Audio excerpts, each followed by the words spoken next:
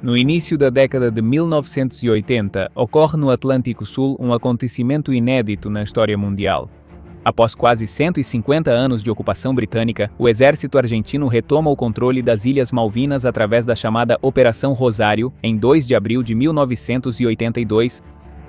Por um lado, os argentinos tomam as ruas para celebrar o que parece ser uma vitória estratégica contra a terceira potência militar do mundo e sem uma única gota de sangue derramada. Por outro lado, em Londres, a reação é imediata e contundente.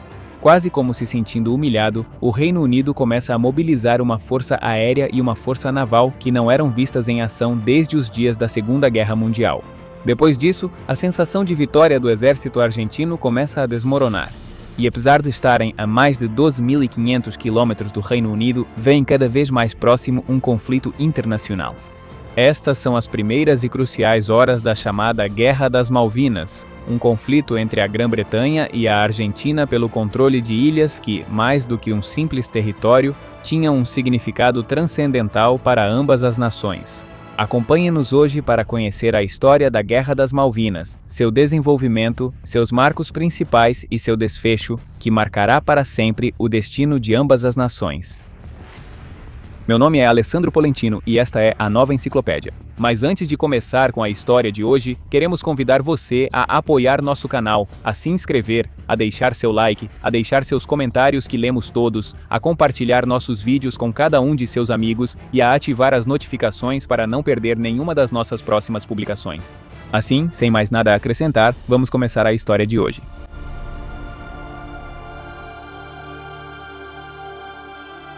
Após a execução bem-sucedida da Operação Rosário e o restabelecimento do controle argentino sobre as Malvinas, no dia 3 de abril de 1982, rapidamente começaram as condenações mundiais e alguns apoios pela recuperação argentina desse território.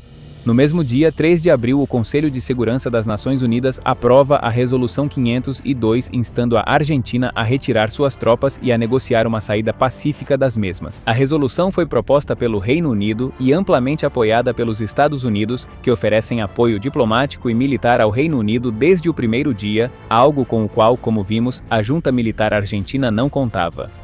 Por sua vez, na Organização dos Estados Americanos, após vários dias de intensas sessões, em 26 de abril é aprovada uma resolução em que se reconhece a soberania argentina sobre as Ilhas Malvinas. Condena-se o uso da força por parte do Reino Unido e invoca-se o Tratado Interamericano de Assistência Recíproca de 1947. Conhecido por sua sigla como TIAR, com o propósito de que todos os países americanos apoiassem militarmente a Argentina diante dessa agressão extracontinental. A resolução é aprovada com 17 votos a favor, 4 abstenções da Colômbia, Chile, Guiana e Trinidad, e com um único voto contra, o dos Estados Unidos. Embora os Estados Unidos fizessem parte do TIAR, votam contra a resolução e se alinham com o Reino Unido, isso devido à proximidade diplomática e razões de interesse geopolítico do presidente norte-americano Ronald Reagan e da primeira-ministra britânica Margaret Thatcher. Mas enquanto isso acontece, quase todo o restante do continente, principalmente Peru e Venezuela, ratificam seu claro apoio à Argentina no conflito que está surgindo. Isso se deve principalmente ao fato de que o Reino Unido foi, historicamente, uma nação intervencionista e hostil com a maioria das nações hispano-americanas, não apenas no âmbito militar, mas também no âmbito econômico. Venezuela, com o território de Essequibo, e Guatemala, com o território de Belize, já haviam sofrido a ocupação inglesa de grandes áreas. Em consequência, vale ressaltar, o conflito que começava a se desenvolver nas Malvinas adquire rapidamente, de acordo com alguns especialistas, uma conotação latino-americana, onde se destaca essa união histórica, para alguns muito presente, embora para outros inexistente, de vários países da América contra a ingerência de potências estrangeiras. Nesse sentido, o Peru, com o presidente Fernando Balbán de Terry, não só apoia politicamente, mas também envia aviões e mísseis de forma encoberta para a Argentina. E além disso, propôs uma saída diplomática para o conflito, que acabou sendo rejeitada por Londres. A Venezuela, por sua vez, sob a liderança do presidente Luiz Herrera Campins, considerado pela imprensa argentina como um, abre aspas, autêntico estadista, fecha aspas. rompe relações diplomáticas com o Reino Unido e condena publicamente a agressão britânica, juntamente com a validação dessa agressão por parte dos Estados Unidos, apoiando assim a Argentina em todos os fóruns internacionais. Da Venezuela também são enviados secretamente materiais e equipamentos para a Argentina.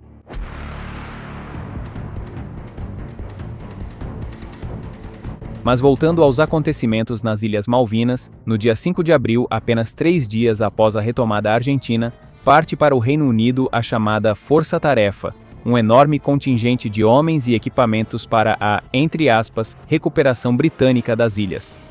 Esse contingente seria composto por mais de 100 navios, incluindo os porta-aviões HMS Hermes e HMS Invencível, vários contratorpedeiros, fragatas, submarinos nucleares como o HMS Conqueror e diversos navios logísticos. A primeira-ministra Margaret Thatcher, conhecida por sua tenacidade na política, aposta tudo ou nada. O objetivo britânico é claro: isolar as forças argentinas, enfraquecer suas capacidades defensivas e forçar uma rendição antes do inverno austral. Por sua vez, a Força Terrestre Britânica era composta por aproximadamente 28 mil efetivos entre tropas regulares, fuzileiros navais, comandos e paraquedistas. No entanto, o apoio internacional ao Reino Unido também é decisivo. Os Estados Unidos, como sabemos, fornecerão ajuda em inteligência via satélite, logística e abastecimento durante todo o conflito. Por sua vez, o Chile também oferece apoio ao Reino Unido, o que gerou uma intensa controvérsia ao longo dos anos. Acredita-se que a razão por trás do apoio chileno ao Reino Unido se deve ao fato de que, anos atrás, em 1978, a Argentina quase iniciou um conflito com o Chile pela soberania das ilhas Picton, Lennox e Ilha Nueva. Por isso, os chilenos estavam preocupados que, após a recuperação das Malvinas, os argentinos colocassem na mira os territórios em disputa. Por essa razão, os chilenos se aliaram imediatamente ao Reino Unido, permitindo o uso de seus radares e pistas para o monitoramento dos voos argentinos, dando aos britânicos uma vantagem estratégica sobre as bases do continente. E, por sua vez, dando origem a uma forte polêmica entre ambas as nações, que continua até os dias de hoje. Por sua vez, do lado argentino, que ainda acredita ser possível uma solução diplomática para o conflito, começa uma fase de improvisação que vai durar durante toda a guerra. A junta militar argentina, em suas previsões, não considerava sob nenhuma hipótese a possibilidade de um conflito aberto. Nesse sentido, depois de 2 de abril, as Ilhas Malvinas não são devidamente reforçadas com tropas profissionais e equipamento adequado para defendê-las. Pelo contrário, após a Operação Rosário, quase todas as unidades militares de elite retornam ao território continental argentino. Assim, tropas compostas principalmente por jovens conscritos são enviadas para as ilhas.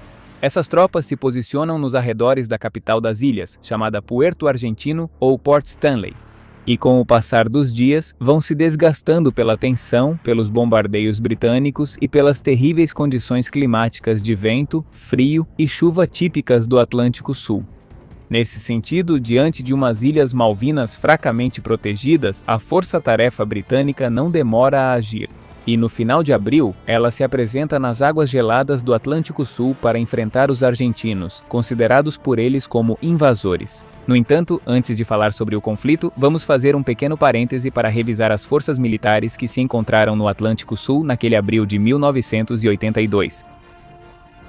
Em primeiro lugar, a força-tarefa que parte do Reino Unido em 5 de abril era composta por 2 porta-aviões, 8 destroyers, 15 fragatas, 6 submarinos de propulsão nuclear, 2 navios de assalto anfíbio e mais de 6 embarcações de desembarque de tropas.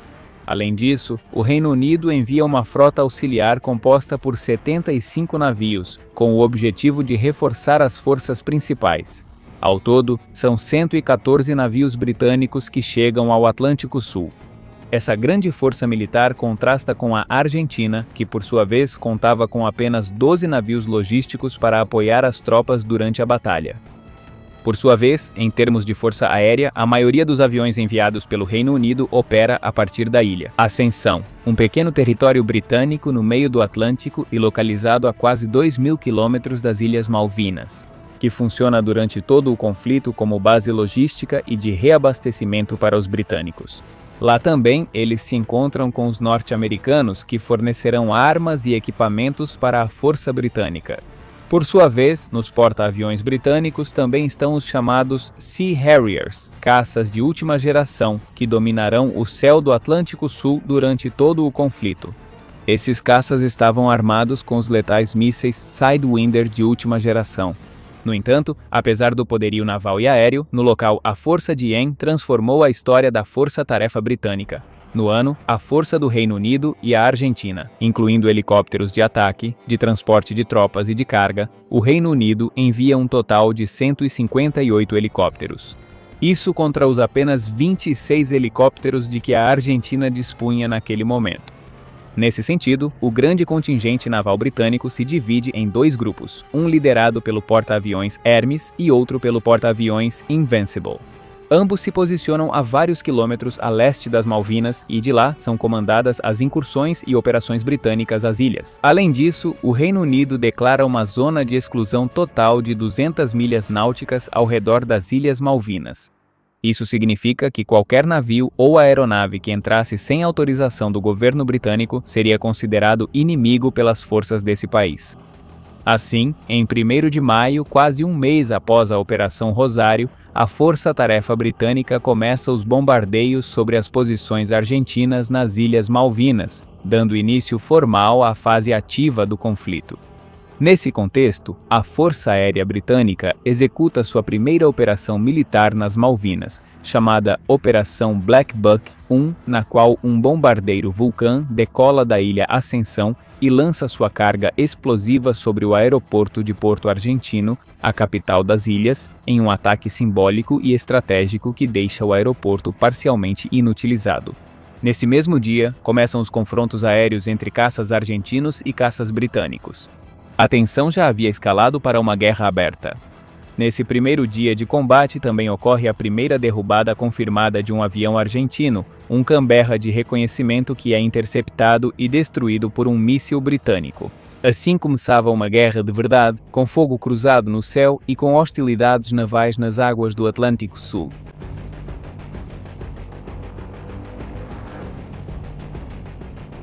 Com o conflito já iniciado, o primeiro grande golpe para os argentinos vem das profundezas. No 1º de maio, vários grupos de embarcações e navios argentinos se deslocam em direção às Malvinas, mas fazem isso fora da zona de exclusão decretada pelos britânicos, onde os submarinos nucleares indetectáveis deles já cercavam as ilhas. Desde o momento em que as embarcações argentinas saem de suas bases continentais, o submarino nuclear britânico Conqueror detecta um dos grupos dessas naves e não as perde de vista. Fora da zona de exclusão e retornando à sua base, o contingente argentino não esperava nenhum tipo de ataque. No entanto, o submarino nuclear britânico tem na mira nada mais, nada menos do que um dos maiores e mais perigosos cruzadores argentinos e um dos mais bem equipados com canhões de longo alcance. Estamos falando do cruzador Ara General Belgrano. Margaret Thatcher, em Londres, toma a decisão mais polêmica de toda a guerra, pois o Ara Belgrano, embora estivesse fora da zona de exclusão, representa, por suas capacidades tecnológicas, uma séria ameaça para a frota britânica. Nesse sentido, a primeira-ministra decide afundá-lo em plenas águas internacionais, gerando uma grande controvérsia jurídica e ética por essa decisão. A ordem de Thatcher chega ao submarino nuclear Conqueror, que lança vários de seus torpedos. 2 deles atingem um dos lados e a proa do grande navio argentino, gerando o caos em toda a embarcação. Os marinheiros que sobreviveram ao impacto correm e se lançam em balsas nas águas geladas do Atlântico Sul. Um desses marinheiros que consegue sobreviver tira várias fotografias do Ara Belgrano em pleno naufrágio, que entraram para a história como uma das fotos mais famosas do conflito. Em poucos minutos, o enorme navio argentino afunda nas profundezas do Oceano Atlântico. Dos 1.093 tripulantes, 323 perdem a vida, representando quase metade de todos os mortos que o lado argentino terá durante toda a guerra. O afundamento do Ara Belgrano tem um efeito que marcará todo o conflito, pois a Marinha Argentina, temendo novos ataques submarinos impossíveis de prever para eles, decide recuar para os portos continentais e não voltar a sair com sua frota de superfície. Dessa forma, a superioridade naval britânica fica praticamente consolidada pelo restante do conflito. Os submarinos britânicos, todos nucleares, operam durante o decorrer da guerra, com uma autonomia quase ilimitada, com capacidade de permanecer submersos por várias semanas e com sensores muito superiores aos disponíveis na Marinha Argentina.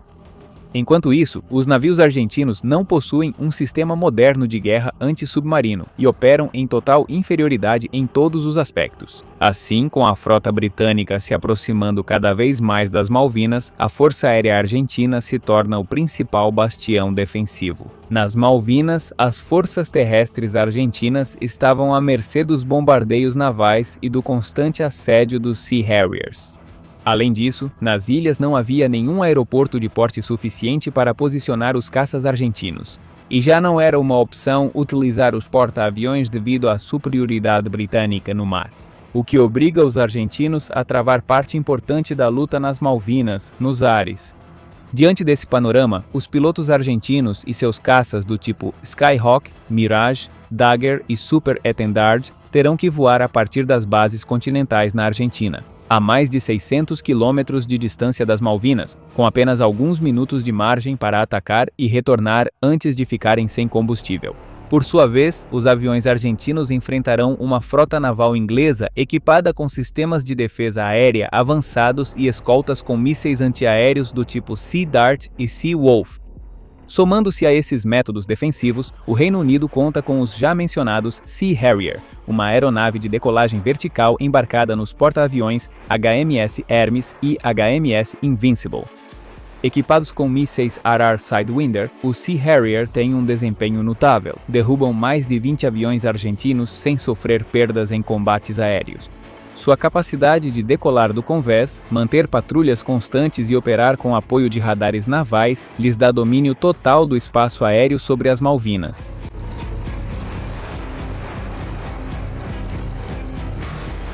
Os planos da Força Aérea e da Aviação Naval Argentina não previam o combate no mar, pois nem os pilotos nem os jatos argentinos estavam preparados para enfrentar os navios britânicos.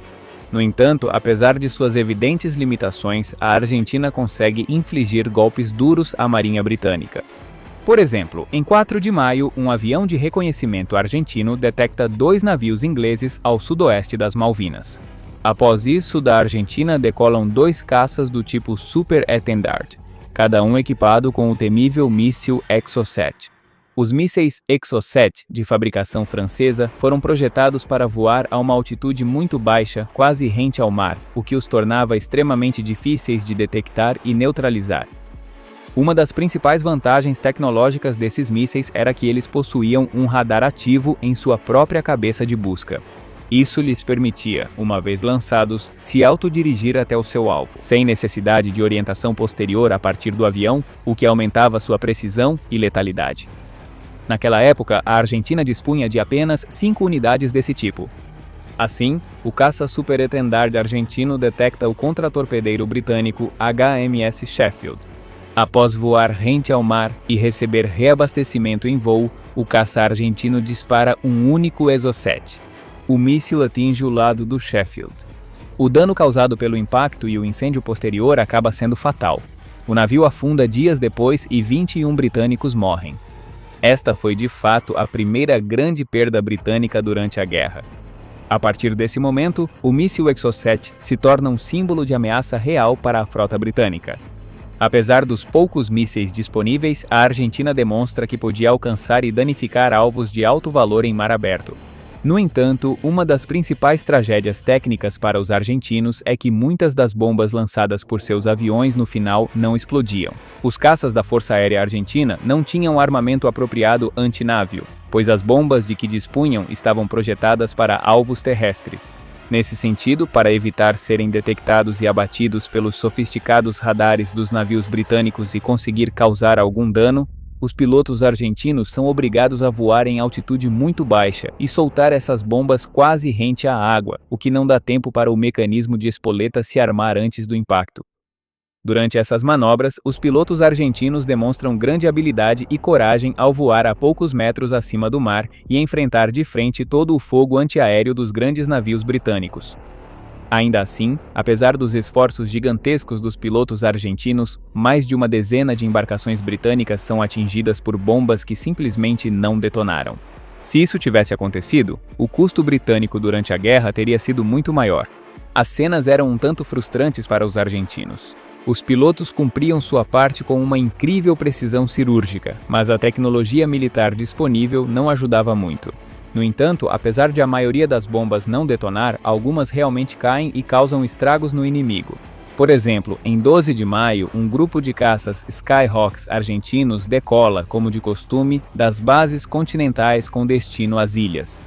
Eles voam rente ao mar para não serem detectados pelos navios britânicos e pelos Sea Harriers.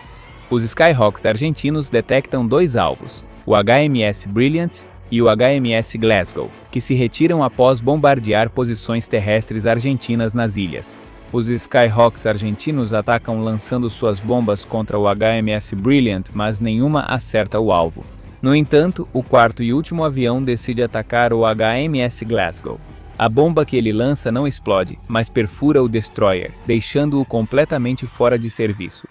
Um marinheiro britânico a bordo do HMS Brilliant tira a seguinte fotografia, que dá um testemunho impressionante de como eram os ataques aéreos rasantes dos argentinos. No entanto, os sucessos iniciais do conflito nas Malvinas escondem uma realidade decepcionante, que é o fato de que a Força Aérea e a aviação naval argentina não conseguem sustentar o esforço de guerra.